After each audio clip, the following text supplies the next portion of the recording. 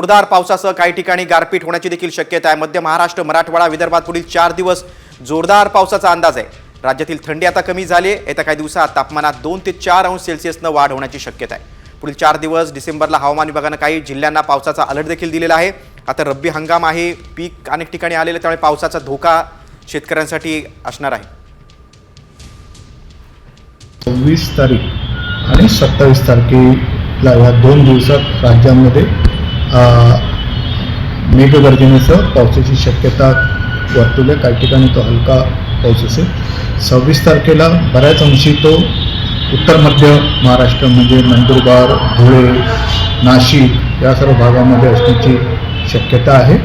आणि 27 तारखेला तो उत्तर मध्य महाराष्ट्र म्हणजे त्याच्यामध्ये मग वरचे जिल्हे आणि मग पुणे घाट भाग या भागामध्ये पण त्याच्या प्रकारची शक्यता आहे।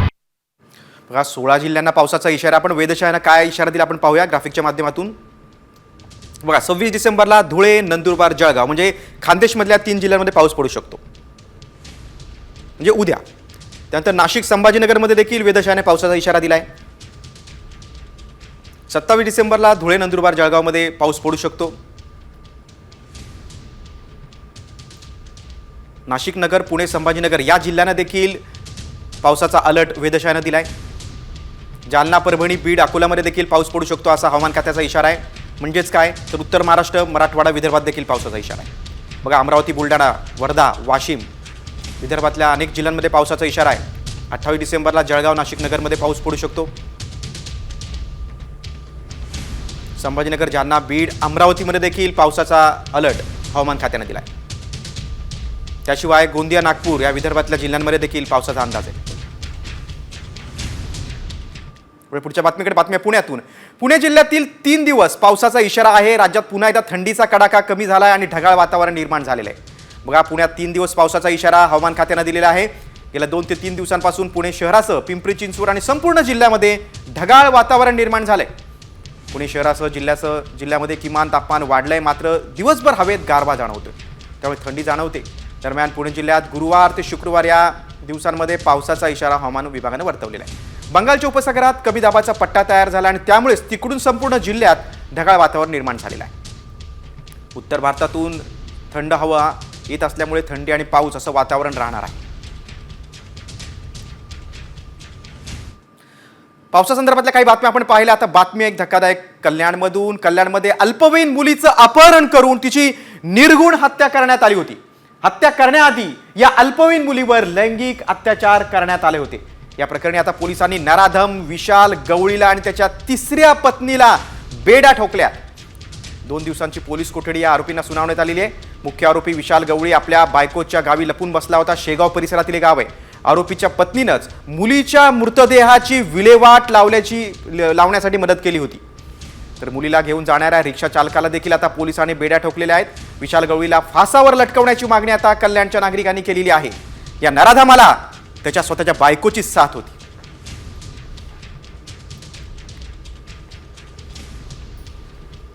त्याच्यावर उपाय जो आहे तो एकीकडे वेगानं न्याय व्यवस्थेनं न्याय देणं आणि दुसरीकडे समाजामध्ये अवेअरनेस तयार करणं।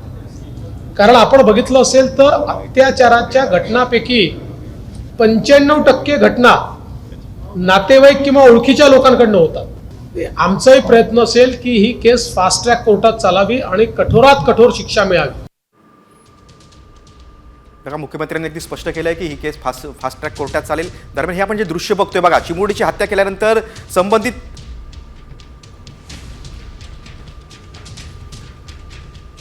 बघा पीडितेच्या वडिलांची प्रतिक्रिया काय आपण पाहूया। आता DCP साहेब, SP साहेब आता इथे DCP साहेब आता येऊन गेले आणि त्यांना मागणी मी हीच केली आहे, साहेब त्याला एन्काउंटर किंवा फाशी आणि फास्ट ट्रॅकमध्ये त्याला झाली पाहिजे। बघा आपण या हत्या प्रकरणातील एक महत्त्वाचे मुद्दे ग्राफिकच्या माध्यमातून पाहूया। अल्पवयीन मुलीवर लैंगिक अत्याचार करून तिची हत्या करण्यात आली होती। कल्याणच्या नराधम विशाल गवळीचं हे कृत्य आहे। विशाल गवळी विरोधात याआधी देखील विनयभंगाचे 4 गुन्हे दाखल आहेत। विशाल गवळी हा विकृत स्वभावाचा असल्याचं समोर आले। विशाल गवळीचे आतापर्यंत 3 लग्न झालेत। सध्या 3ऱ्या बायकोसोबत तो राहतो। मुलीच्या मृतदेहाची विल्हेवाट लावण्यासाठी तिसऱ्या पत्नीनंच मदत केल्याचं उघड झालंय. पत्नीच्या गावी लपलेला विशाल गवळीला पत्नीसह बेड्या ठोकण्यात आल्यात. चिमुडीची हत्या केल्यानंतर आरोपी विशाल गवळी हा दारू घ्यायला दुकानात गेला होता. त्यावेळचं सीसीटीव्ही फुटेज आता साम टीव्हीच्या हाती लागलंय. हत्या केली त्यावेळी या गवळीची दाढी होती, मात्र आपण सापडू नये यासाठी आरोपीनं दाढी कापण्याची युक्ती केली होती. मात्र दाढी करतानाच पोलिसांनी आरोपी विशाल गवळीला सलूनमधून अटक केलेला आहे. बघा, दोन दृश्य आपण बघतोय की चिमुडीच्या हत्येआधी आरोपीला दाढी होती, मात्र हत्येनंतर आरोपीनं दाढी कापली होती. मात्र तरी देखील तो पोलिसांच्या तावडीतून सुटू शकला नाही. पोलिसांनी त्याला जेरबंद केलं. आता पुढच्या बातमीकडे. कांदा उत्पादकांसाठी मोठी बातमी आहे, कारण कांदा उत्पादकांना राज्यातल्या 500 कोटींचा जवळपास फटका बसलेला आहे. कांद्याचे दर पडल्यानं शेतकरी अक्षरशः आता रडकुंडीला आलेला आहे. कांद्याच्या दरात जवळपास 55% घसरण झाली. गेल्या 7 दिवसांमध्ये बाजारात 2.5 लाख टन कांद्याची आवक झाली होती. क्विंटल मागे 2000ची घट गृहीत धरली तरी देखील कांदा उत्पादकांना 500 कोटींचा फटका बसलाय. त्यामुळे शेतकरी आता 20% निर्यात शुल्क हटवण्याची मागणी करतायत.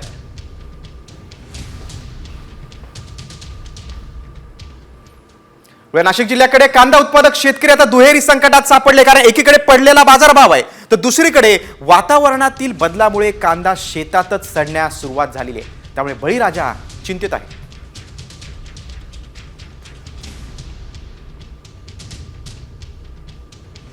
तर बियाण्यापासून ते आपल्याला काढणीपर्यंत ते पूर्ण खर्च 1 लाख रुपयापर्यंत जातो पूर्ण. आणि त्यातून आपल्याला जर 50 आणि 60 हजार रुपये होणार असेल तर ते कांदा लागवड करणेच बंद करायला पाहिजे. आता परिस्थिती अवकाळी पाऊस झाला तेव्हापासून नंतर धुकं आलं, परत बादड आलं, ऊन पडलं, थंडी वाढली, त्याच्यामुळे हा कांदा पूर्ण करपून गेला. याच्यामध्ये असंही थंडी जर असली तर हा कांदा पोचतो. आता थंडी बिंडी काही नाही, धुकाट बादड असल्यामुळे कांद्यानं पूर्ण रोग धरलेला आहे. हे कांदा सडलेला आहे. हे कांदे एकदम कामातून गेले. याचा काहीच उपयोग नाही. मार्केटला पण चालणार नाही, कुठं चालणार नाही. काय होऊ शकतं, 20 क्विंटल कांदे जर निघले आणि ते 1200-1300 रुपये जर गेले तर लाख रुपये त्याला खर्च केलेला आहे. तर 20,000 रुपये होणार आहे आम्हाला. याच्यातून काय खर्च निघणार आहे आमचा याच्यामध्ये. नाशिक जिल्ह्यातील शेतकऱ्यांची व्यथा आपण पाहिली. आता कृषी मंत्र्यांच्या घोषणेकडे वळूया. कृषी मंत्री माणिकराव कोकाटे यांनी शेतकऱ्यांसाठी मोठी घोषणा केलेली आहे. शेतकऱ्यांची फसवणूक करणाऱ्या व्यापाऱ्यांविरोधात आता कठोर कारवाई केली जाणार आहे. येत्या मार्चमध्ये होणाऱ्या अधिवेशनामध्ये त्याबाबतचा नवा कायदा आणणार असल्याचं कृषी मंत्र्यांनी स्पष्ट केलंय. नव्या कायद्यात शेतकऱ्यांची फसवणूक करणाऱ्या व्यापाऱ्यांवर कठोर कारवाईची तरतूद असणार आहे. नाशिकमध्ये व्यापाऱ्यांकडून फसवणूक झालेल्या शेतकऱ्यांची बैठक आज कृषी मंत्र्यांनी घेतली. त्यानंतर कृषी मंत्र्यांनी नवा कायदा आणणार असल्याची घोषणा केली.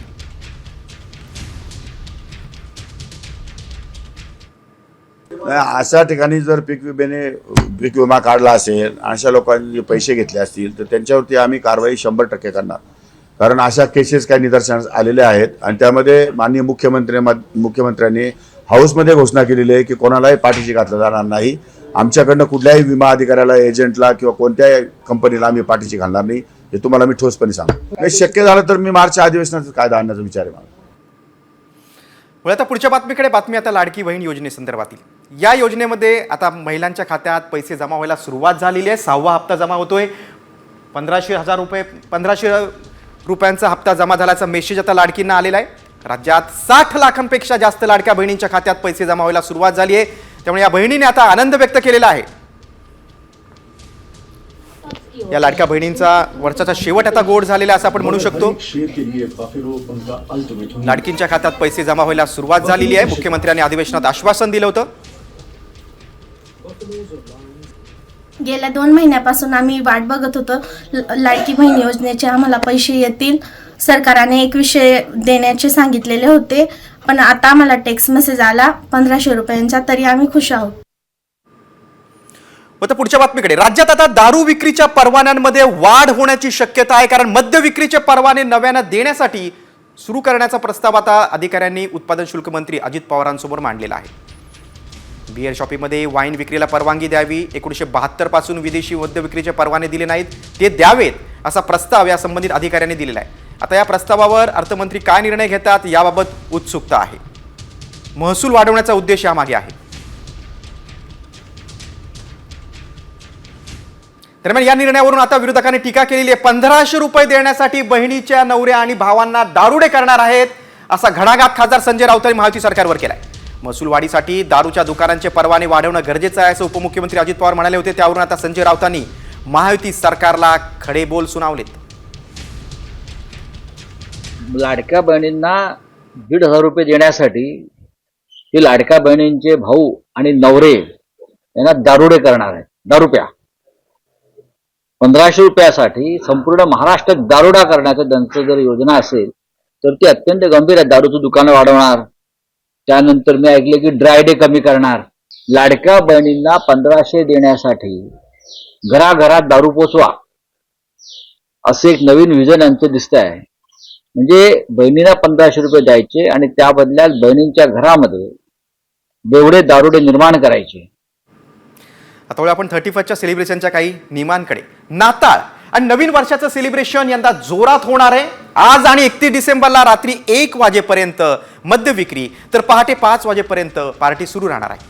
Hotel, restaurant, permit room, orchestra bar पहाटे 5 वाजेपर्यंत सुरू ठेवण्यास प्रशासनानं परवानगी दिली आहे.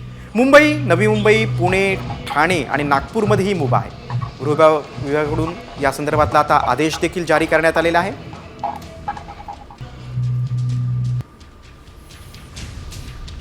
बघा, आज आणि 31 डिसेंबर आणि 1 तारखेला म्हणजे 1 जानेवारी 2025ला पहाटे 5 वाजेपर्यंत तुम्हाला पार्टी करता येईल.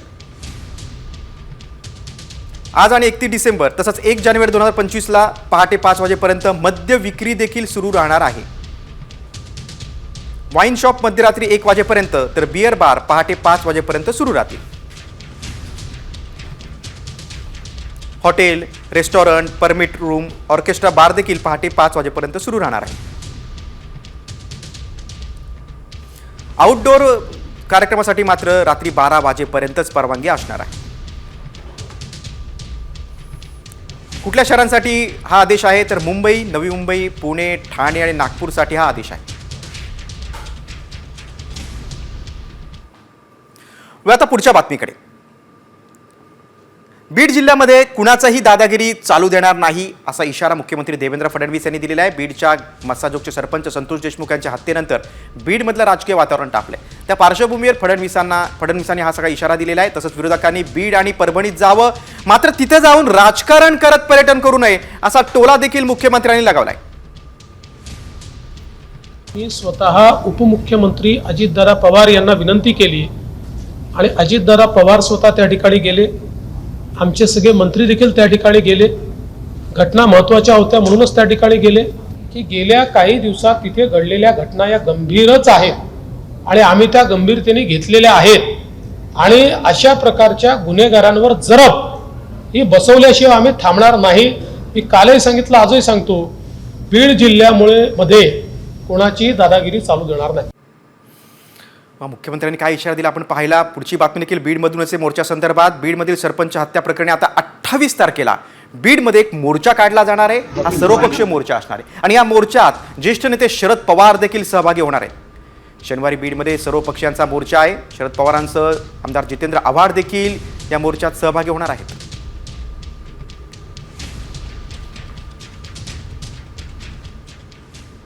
आणि आता शेतकऱ्यांसाठी महत्त्वाची बातमी आहे, कारण शेतकऱ्यांनो, जनावरांना पुन्हा एकदा लंपी आजाराचा धोका निर्माण झालाय, त्यामुळे काळजी घ्या. या आजारामुळे जनावरांची प्रकृती बिघडते, तसंच या आजाराची लागण इतर जनावरांसाठी होत असल्यानं इतर जनावर देखील या आजाराचे शिकार होतात. या आजाराचा प्रसार होऊ नये यासाठी आता पशुवैद्यकीय यंत्रणा सतर्क झाली. जिल्हा परिषदेच्या पशुसंवर्धन विभागानं मागील महिन्यात सुमारे 3 लाख जनावरांना लंपी आजाराची प्रतिबंधात्मक लस दिली होती. लंपी आजाराची लक्षणं आढळून आल्यास पशुमालकांनी आता तत्काळ नजीकच्या पशुवैद्यकीय अधिकाऱ्यांचा सल्ला घ्यावा असं आवाहन करण्यात आलं.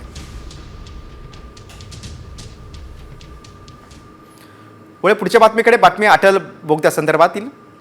शिमला, कुलू मनाली जोरदार बर्फवृष्टी होते, त्यामुळे अटल बोगदा प्रवाशांसाठी आता बंद करण्यात आलेला आहे.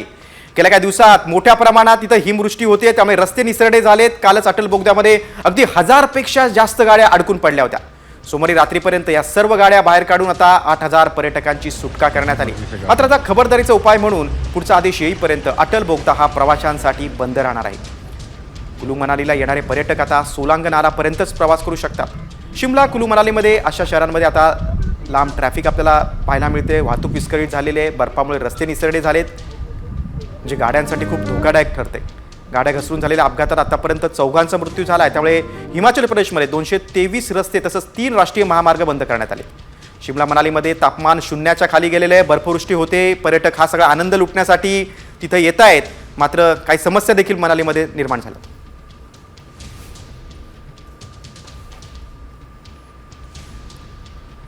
अटल बोगदा देखील आता प्रवाशांसाठी पुढचा आदेश येईपर्यंत बंद करण्यात आलेला आहे. किती मोठ्या प्रमाणात वाहनांच्या लांब रांगा लागल्यात आपण दृश्यामध्ये पाहू शकतो.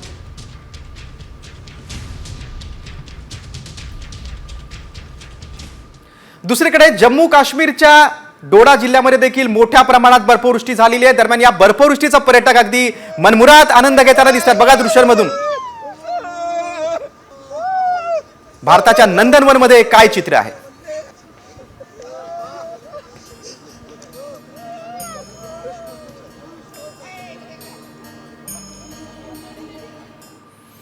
आता राज्यातल्या बातम्यांकडे कोकणाकडे वळूया. नवीन वर्षाच्या स्वागतासाठी पर्यटकांची सर्वाधिक पसंती ही कोकणाला मिळालेली आहे.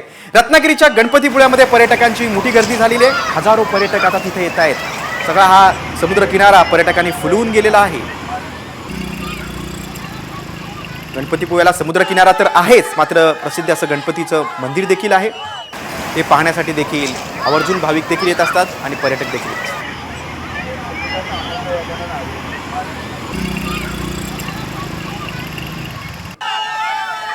दो से आए हैं, पहली बार आए हैं। गणपति फूले के बारे में बहुत सुना हुआ था। गणेश जी का सिद्ध स्थान है, स्वयंभू है गणेश जी, तो यहाँ दर्शन करने के लिए आए, दर्शन का लाभ लिया। रत्नागिरी खूपच सुंदर आहे आणि इथे पहाड वगैरे आणि हे सगळं निसर्गरम्य पाहून आम्ही खूपच मतलब खुश झालो आहोत. खूप छान वाटलं आम्हाला. बहुत अच्छा लग रहा है यहाँ पे आके, इतना अच्छा नेचर है यहाँ का, मेरे को बहुत मजा आया यहाँ पे और दर्शन भी बहुत अच्छे से हुए.